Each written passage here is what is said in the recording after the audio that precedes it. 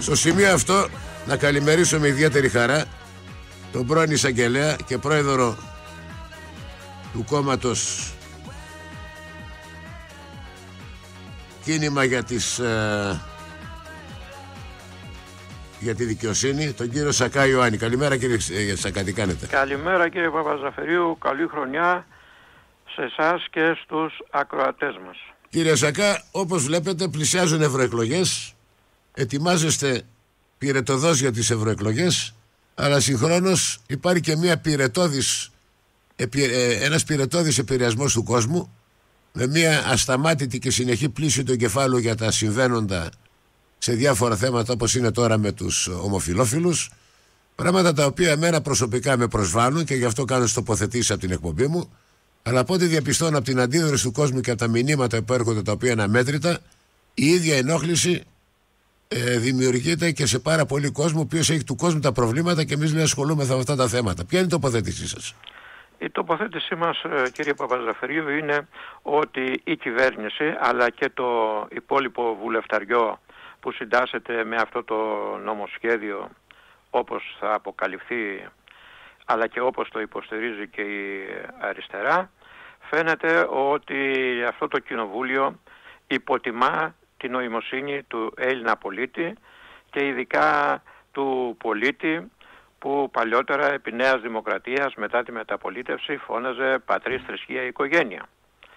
Τελικά η δεξιά παράταξη έρχεται και ανοίγει κερκόπορτες, ποδοπατάει αυτό το σύνθημα ή το προβάδισμα αυτό που είχε στον πολιτικό του λόγο πατρίς, θρησκεία, οικογένεια, και συμβαδίζει η δεξιά με τον ΣΥΡΙΖΑ και άλλους αριστερούς, καθώς επίσης από ό,τι φαίνεται και με την πλεύση ελευθερίας, και όλα αυτά δείχνουν ότι επιβεβαιώνουν ότι η δεξιά, η Νέα Δημοκρατία δεν είναι πια πλέον η Νέα Δημοκρατία. Μα δεν είναι δεξιά. Συγγνώμη σας διακόπτω. Ο κ. Μητσοτάκης δήλωσε προχθές ότι εφαρμόζομαι κεντροαριστερή πολιτική.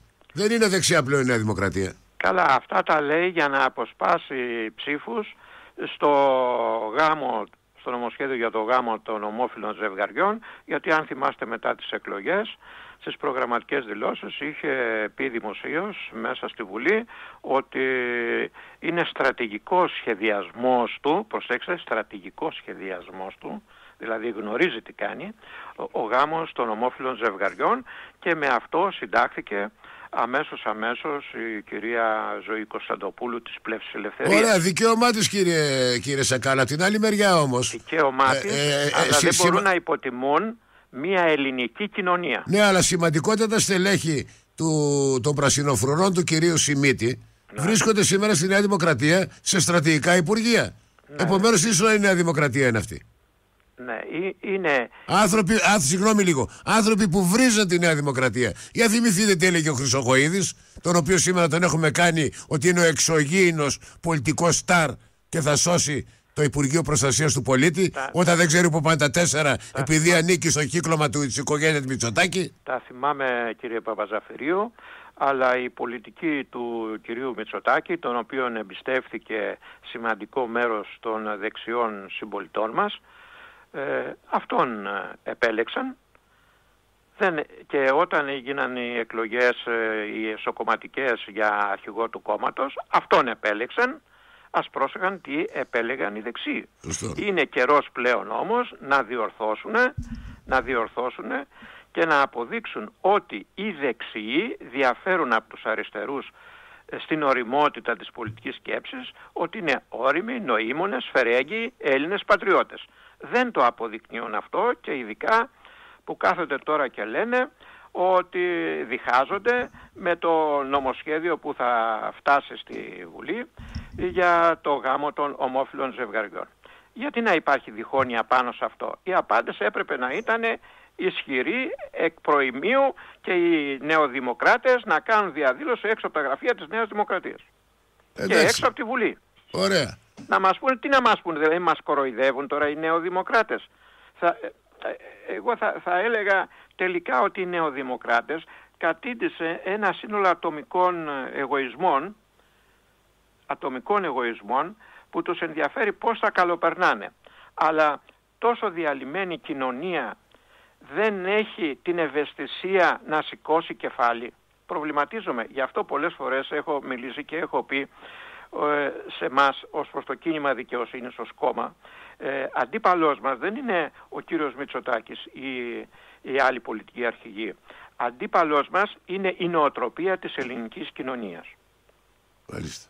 Δεν μου λέτε, κύριε Σακά, Ναι. είστε εισαγγελέας, πρώην εισαγγελέας, δικαστικός. Ναι. Για ποιο λόγο δεν αλλάζει η μορφή λειτουργίας της δικαιοσύνης, με αποτέλεσμα η δικαιοσύνη να μην λειτουργεί με διορισμούς, αλλά λειτουργεί με επιλογή από τους ίδιους που αποτελούν τη δικαιοσύνη? Δηλαδή να επιλέγει η δικαιοσύνη τα μέλη της. Αυτό το θέμα πλέον έχει φτάσει σε σημείο, το ισχυρότερο σημείο απόλυτης εμπιστοσύνης που έχει ο Έλληνας πολίτης ήταν η δικαιοσύνη. Τώρα βλέπω να αμφιβάλλει πολλοί κόσμος. Όταν βλέπει, διότι τώρα με το διαδίκτυο και όλα αυτά τα πράγματα, η ενημέρωση του κόσμου είναι πολύ πιο σφαιρική από ό,τι ήταν στο παρελθόν. Με αποτέλεσμα ο κόσμος να προβληματίζεται τι ακριβώς συμβαίνει και έχει η Αλβανία, πάμε χάρη, συνταγματικό δικαστήριο, μια που είναι εδώ στη γειτονιά μας και τη θεωρούμε δευτερεύουσα μορφής χώρα, και εδώ στην Ελλάδα οι πάντες να διορίζονται από το κράτος. Όταν κάποιος διορίζεται από το κράτος, είναι φυσικό να υπακούει και στο κράτος. Λέστε, κύριε Παπαζαφερίου, οι ελληνόφωνοι πολιτικοί, όπως αυτοί εκλέγονται από το ελληνικό σώμα, με αποχή 47%, που σημαίνει το ποσοστό που παίρνουν από το υπόλοιπο, με αποχή 47 ή 50% διπλασιάζεται. Δηλαδή η Νέα Δημοκρατία, ας πούμε, που πήρε το 20% του εκλογικού σώματος, αυτό με την αποχή γίνεται 41%. Ακριβώς. Αυτή λοιπόν η εμφάνιση πολιτικών έτσι, με αυτή τη μορφή πλειοψηφίας, φοβάται να υποστηρίξει συνταγματικό δικαστήριο στην Ελλάδα. Γιατί θα βρεθούν οι πρώτοι κατηγορούμενοι σε περίπτωση που πολίτες εναντιωθούν και καταφύγουν σε συνταγματικό δικαστήριο για πολλές αποφάσεις που έχουν πάρει οι υπουργοί αλλά και οι βουλευτές. Θα ανατρέπεται αυτή η λευκή επιταγή που είχαν οι βουλευτές με συνταγματικό Γιατί δεν αντιδράει η ίδια η δικαιοσύνη? Η δικαιοσύνη. Η ίδια δικαιοσύνη αντιδράσει, τα μέλη της δικαιοσύνης. Δέστε, κύριε Παπαζαφρίου, στην ελληνική δικαιοσύνη υπάρχουν πράγματι εντιμότατοι, ειλικρινείς, συνειδητοί εισαγγελείς και δικαστές. Αλλά η νομική μορφή όπως είναι και εργάζεται η ελληνική δικαιοσύνη, έχει αφενός μεν τα χέρια της και τα πόδια της δεμένα και είναι πεταγμένη έξω από σημαντικές αποφάσεις. Να θυμίσω τι έλεγε η Υπουργός που το Συμβούλιο Επικρατείας έβγαλε για τις συντάξεις ή το Ελεγκτικό Συνέδριο. Δεν θα κάνει πολιτική η δικαιοσύνη.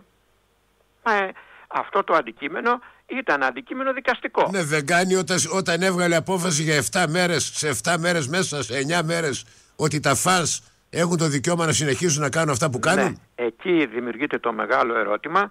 Πώς εκεί τους έπιασε μουρμούρα γρήγορη, ταχύτατη έκδοση απόφασης, έτσι, αλλά και σε άλλες περιπτώσεις και με το πρώτο μνημόνιο, έτσι, που στο σκεπτικό δεν μίλησε καθόλου για τις τράπεζες. Ακριβώς. Που ήταν συστημικός κίνδυνος. Ποιες οι συστημικές ανώνυμες εμπορικές εταιρείες. Και μάλιστα οι τραπεζίτες δεν διώχθησαν και ποινικά. Ακριβώς. Ναι, αλλά μετά για απιστία κλπ. Οι πολιτικάντιδες, τα μνημονιακά κόμματα πέρασαν και νομοθεσία, την οποία διατηρούν ακόμα, να μην διώκονται οι τραπεζίτες. Έτσι. Λοιπόν, αυτά θα έπρεπε να τα καταλάβει πιο πολύ το ελληνικό εκλογικό σώμα και να διαπιστώσει ότι αφού παράγεται τέτοια δικαιοσύνη, με νομοθεσία δηλαδή, το α και το ω απονομής της δικαιοσύνης είναι η νομοθεσία, η Βουλή. Δεν μπορείς να ψηφίζεις συνέχεια πολιτικούς απατεώνες και να τους κάνεις νομοθέτες. Ναι, εντάξει, αλλά έρχεται εδώ πέρα τώρα κάτι που βλέπω, ναι, που λέει ότι το ΣΔΟΕ για τη λίστα Πέτσα λέει ότι μοιράστηκαν εκατομμύρια σε site φαντάσματα που απλώς στάθηκαν για να πάρουν τα λεφτά. Ναι. Στήθηκα δηλαδή, στήθηκε ένα site για να πάρει τα λεφτά και τώρα δεν υπάρχει. Ναι.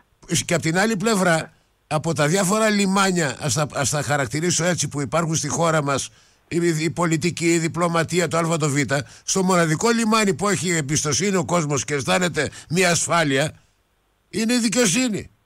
Και εξακολουθεί να αισθάνεται ασφάλεια. Αλλά εδώ βλέπουμε πράγματα τα οποία ειλικρινά προβληματίζουν και αυτό εμφανίζεται τα μηνύματα του κόσμου. Δέστε κύριε Παπαζαφαρίου, το είχαμε πει και άλλη φορά παρουσιάζοντας ένα πρωτοσέλιδο της εφημερίδας Εστία του κυρίου Κοτάκη, που παρουσίαζε μια δημοσκόπηση για γερμανική μη κυβερνητική οργάνωση, που έλεγε τελικά ότι απολύτως εμπιστεύονται τη δικαιοσύνη το 7%. Το άλλο 93% δεν την εμπιστεύεται. Ναι, αλλά δεν και, όσο περνάνε τα χρόνια, και τώρα μάλιστα που θέλουν να κατεβάσουν και νομοσχέδιο να αυξηθούν τα δικαστικά έξοδα, ποιος Έλληνας θα τολμάει να πάει στη δικαιοσύνη? Γιατί οι μισοί που πηγαίνουν κερδίζουν, οι άλλοι μισοί χάνουν. Ναι, ωραία, αλλά από την άλλη πλευρά όμως ένας μεγάλος αριθμός Ελλήνων έχει μετατρέψει τη δικαιοσύνη σε μία μορφή προσφυγής σε αυτήν, ακόμα και για κερδοσκοπικούς λόγους. Σου λέει, για να κάνει ο Παπαζαφυρίου μία αγωγή στο ΣΑΚΑ γιατί είπε αυτό το πράγμα, 50.000, και άμα πάρουμε πήραμε, άμα δεν πάρουμε δεν πήραμε. Και τάξη στο δικαστήριο οδηγείται η υπόθεση. Ναι, εντάξει, υπάρχουν και αυτές οι περιπτώσεις. Αλλά δεν υπάρχουν, παραυπάρχουν αυτές οι περιπτώσεις. Ωραία, να παραδεχτώ ότι παραυπάρχουν αυτές οι περιπτώσεις. Όμως η δικαιοσύνη θα έπρεπε να είναι το ασφαλές λιμάνι για τους Έλληνες πολίτες. Γιατί, συγγνώμη που σας διακόπτω, για αστικά θέματα πλέον δεν πας στο δικαστήριο, πας στο συμβολογράφο, δίνεις μια κατάθεση και το θέμα έχει απλοποιηθεί πιο πολύ. Αλλά για ποινικό θέμα σου κάνει όλος μήνυση για πλάκα. Ναι, υπάρχουν και αυτές οι περιπτώσεις. Ακριβώς. Γι' αυτό υπάρχει μετά και η μήνυση για ψευδή καταμήνυση και συκοφαντική. Ναι, αλλά ο κόσμος δεν έχει καμία διάθεση να ανακατεύεται με αυτά τα πράγματα. Συμφωνώ ότι δεν έχει διάθεση και δεν έχει διάθεση να χάνει το χρόνο